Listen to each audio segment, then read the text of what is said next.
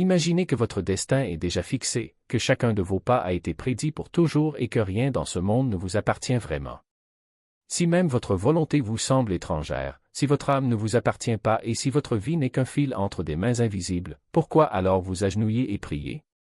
Ce doute n'est pas seulement une question de raison, mais un cri qui résonne dans la poitrine lorsque la nuit s'épaissit et que le silence pèse lourd. On n'y répond pas par des formules froides ou des raisonnements logiques, mais par une expérience vivante, par le dévoilement d'une vérité qui ne se révèle que dans l'intimité du sacré. Pour Ibn Arabi, prier, ce n'est pas informer Dieu de ce qu'il sait déjà. Il ne s'agit pas d'une bonne affaire, d'une demande d'échange ou d'une liste de souhaits présentés au divin comme quelqu'un fait un vœu au comptoir. Prier, c'est se souvenir. C'est se vider. C'est reconnaître qui vous êtes et, dans cette reconnaissance, oublier qui vous pensiez être. Ceux qui prient ne font pas dialoguer leur ego. Si l'ego demeure, la prière n'est rien d'autre qu'une couverture religieuse pour l'avidité. La vraie prière commence lorsque vous arrêtez d'exiger et que vous vous abandonnez. Mais alors la question se pose, pourquoi prier? Est-ce pour changer quelque chose? Ou prier est-il un éveil à ce qui existe déjà? Ibn Arabi dit que lorsque le serviteur prie, il ne fait que prononcer ce qu'Allah a déjà déterminé. La prière n'est pas votre volonté, mais sa parole placée dans votre bouche. Vous n'êtes que le messager. Par conséquent, prier, ce n'est pas demander, c'est faire confiance.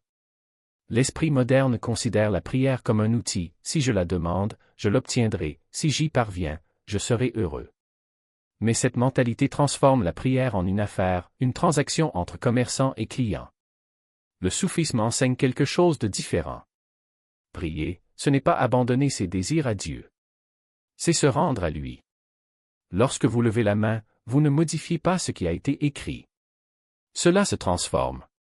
Et lorsque vous changez, le scénario qui a toujours été tracé se déroule en vous. La prière ne change pas le destin, mais elle fait fleurir dans le cœur ce qui y est écrit. Ibn Arabi déclare qu'Allah veut que son serviteur le connaisse par la prière. La prière ne vous appartient pas autant que vous pourriez le penser. Vous êtes amené à prier car il vous a déjà préparé pour ce moment. Les mots que vous prononcez sont déjà inscrits depuis l'éternité. Alors que se passe-t-il dans une prière comme celle-ci? Le serviteur n'en demande pas plus. Ne propose pas de suggestions. Juste un témoin. Prier, ce n'est pas demander. Il s'agit de témoigner. Et celui qui en est témoin ne le remet pas en question. Il dit simplement, oui, mon Seigneur, c'est ainsi. Écoutez le ton des supplications d'Ibn Arabi. Ils ne disent pas, donne-moi ceci, accorde-moi cela. Ils raisonnent d'une autre manière, fais de moi un de ceux qui te connaissent. Ne me laisse pas seul, anéantis-moi en toi, fais-moi exister en toi. Ce ne sont pas des déclarations de volonté, mais des aveux de capitulation. C'est l'essence de la prière soufie. Ici, un secret se révèle. Le soufisme n'annule pas la prière, mais la transforme. Vous ne dirigez plus la prière, c'est la prière qui le dirige. Vos besoins ne génèrent pas de prière, la prière définit votre besoin. Souvent, vous ne savez même pas ce dont vous avez réellement besoin, mais la prière vous façonne jusqu'à ce que, tout d'un coup, vous ne demandez plus, vous ne tenez plus. Il suffit de supplier. On lâche prise. Sinrab enseigne que c'est le moment de prière le plus authentique, vous disparaissez et la prière devient le souffle que Dieu vous insuffle. Ensuite, ça cesse d'être de la poésie. Cela devient le langage du silence. Parfois, c'est un seul mot. Parfois, c'est juste un murmure dans le cœur, pas le silence du vide, mais le silence de l'abandon. Mais alors une autre question se pose, les êtres humains n'auront-ils pas de désir? Vous n'avez aucune envie? Bien sûr que vous le ferez, mais pas de vous-même. Il ne souhaitera que par Allah. Votre prière n'est pas votre souhait. Cela ne devient prière que lorsque sa volonté résonne en vous. Tout souhait n'est pas une prière. Tout tollé n'est pas nécessairement une capitulation. La vraie prière n'a lieu que lorsque le serviteur se déshabille. Ce dépouillement ne signifie pas abandonner la vie, mais quitter la prison de l'ego. Alors chaque mot devient le son du calme intérieur. Chaque « Ô mon Seigneur » se transforme en drapeau de capitulation. Et c'est toi qui cesses d'être celui qui parle. Il devient celui qui porte les mots. Quelqu'un pourrait objecter, si la prière ne change pas le destin, quel est son but? Ibn Arabi répond, le but de la prière n'est pas de demander quelque chose. C'est réaliser ce que cela révèle sur vous. Si la prière est écrite dans le destin, vous prierez. Et lorsque vous prierez, ce sera le déroulement de ce qui a déjà été esquissé. Le destin, dans la compréhension soufie, n'est pas une pierre rigide. C'est la rencontre de possibilités infinies dans une vérité unique connue de Dieu. Votre prière est une de ces possibilités qui s'ouvrent en vous. Cela ne modifie pas la connaissance de Dieu, mais la rapproche de la vérité qu'il a déjà préparée. Ainsi, la prière devient un chemin. Il élargit la poitrine, adoucit le chemin, illumine l'esprit, fait taire l'ego. Et un jour, on découvre que prier n'est plus une nécessité, une habitude ou un devoir, mais une passion. La prière devient amour. Les propres paroles d'Ibn Arabi en témoignent. Il priait sans cesse, « Emmène-moi à toi. Efface-moi en toi. Emmène-moi loin de moi. » Pour lui, la prière n'était pas une exigence, mais l'épuisement de soi, jusqu'à ce qu'il ne reste plus que Dieu. Pourtant, l'esprit moderne insiste, « J'ai prié, mais cela n'a pas eu lieu. » Alors pourquoi prier?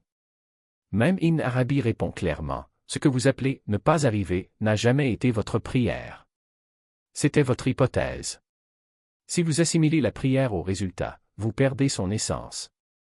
La prière ne se vit pas en résultat, mais en intention. Parfois, Dieu ne vous donne pas ce que vous demandez, mais dans ce refus, il vous purifie. Vous fait attendre. Et dans l'attente, il élargit votre cœur. Il semble le rejeter, mais en fait il le rend à lui-même. Et à ce moment-là, vous comprenez, je n'ai pas été créé pour recevoir cette chose. J'ai été élevé pour apprendre à demander.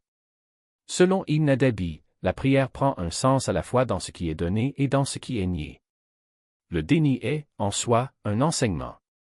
Dieu dit, quand tu apprends à demander, tu as déjà reçu. La prière n'est donc pas un résultat. C'est un état.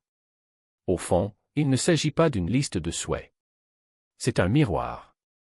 Chaque prière révèle son intention.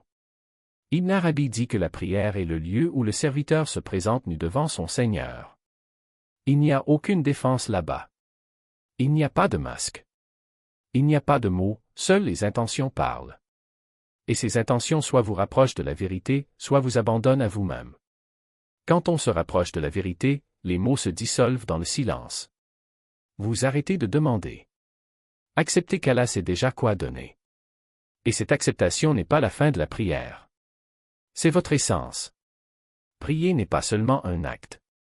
C'est un état d'être. Celui qui prie dépose son existence, son ego, sa volonté et ne reste qu'un serviteur. Ce reste n'est pas vide. Il est prêt à être rempli. Lorsque le serviteur prie, il fait face aux limites de son être. Il se révèle comme un miroir qui reflète non pas ce que vous voulez, mais ce que vous êtes.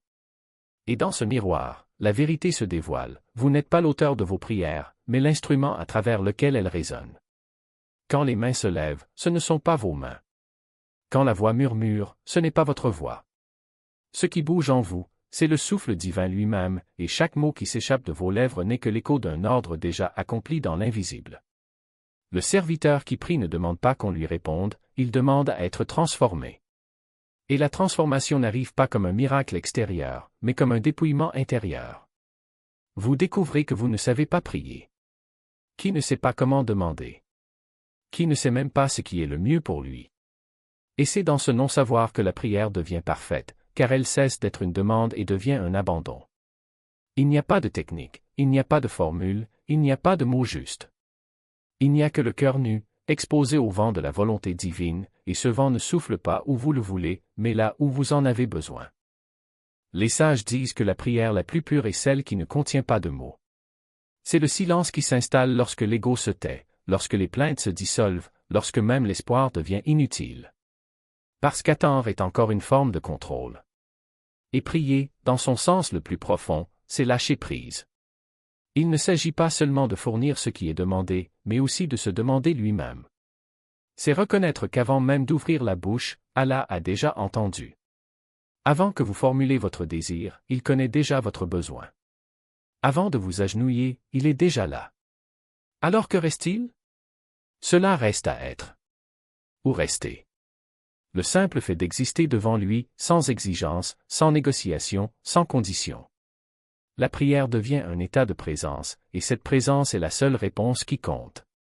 Parce qu'en fin de compte, ce n'est pas vous qui priez. C'est lui qui prie en vous.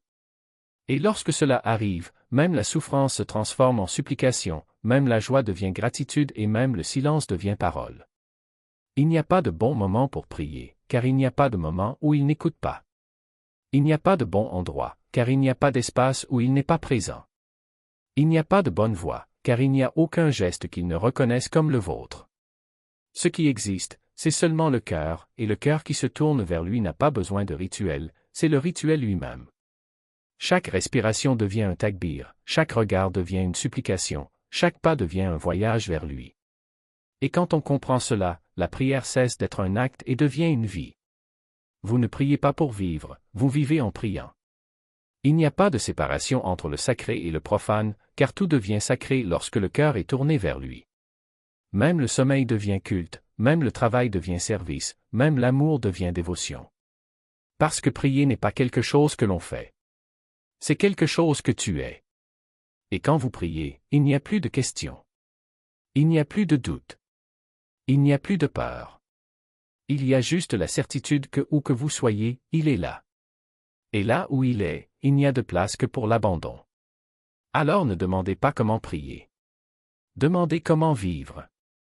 Car la réponse est la même, avec un cœur ouvert, avec les mains vides, avec une âme prête à recevoir.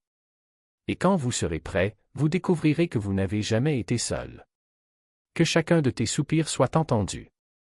Que chacune de tes larmes a été essuyée avant même qu'elles ne tombent. Que tous vos souhaits aient été exaucés avant même d'être formulés. Parce que prier, ce n'est pas demander. C'est reconnaître. Et reconnaître, c'est enfin se reposer.